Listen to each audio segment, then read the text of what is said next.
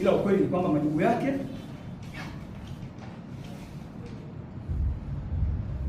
hizi cryptocurrency ziko nyingi sana,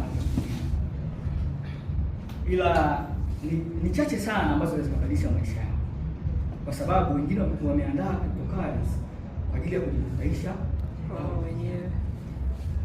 Sasa tukikutana na protocol ambazo zote zina run under blockchain ya 100%, nataka tuwekeze nguvu kubwa sana. Sasa haya mambo tunaongea walimu, haya yanatoka mdomoni, haya yanakuaminisha kwa maneno, si ndivyo? Sasa inataka tutoke kwenye mfumo wa kuamini vitu kwa maneno. Lazima tuwe tayari kusoma kila siku kwamba sasa hicho ananiambia mwalimu, mimi nakihakiki vipi kwamba ni sahihi, kama ni kweli na hakiki vipi, au kwa sababu kasema kapaka tayari niamini.